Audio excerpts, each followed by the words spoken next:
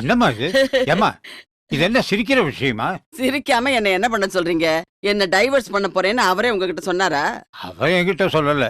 ஆ. ஆனா நம்ப தகுந்த வட்டாரத்துல இருந்து எனக்கு செய்தி வந்திருக்கு. என்னன்னு? திங்கக்கிழமை கோர்ட்ல பெட்டிஷன் ஃபைல் பண்ண ஆ. போறாராம். ஆ. வாங்க மாமா ஆ. வாங்க. ம்.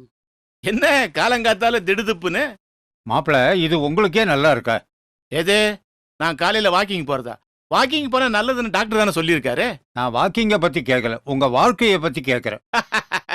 என் வாழ்க்கைக்கு என்ன மாமா, 10 ரூபா பேட்டால ஜாம் ஜாம்னு போயிட்டு இருக்கு. நக்கல்லாம் இருக்கட்டும்.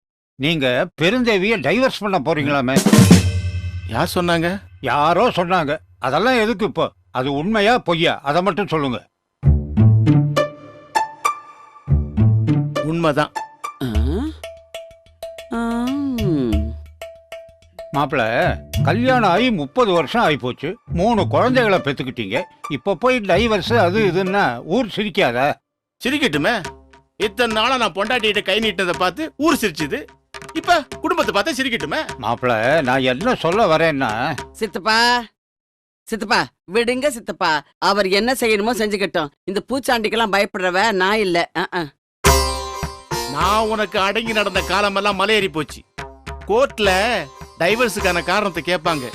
30 வருஷமா நான் உங்ககிட்ட பட்ட கஷ்டத்தை எல்லாம் புட்டு புட்டு வைப்பேன். பத்திரிகையில பத்தி பத்தியா எழுதுவாங்க. அட சும்மா இருங்க.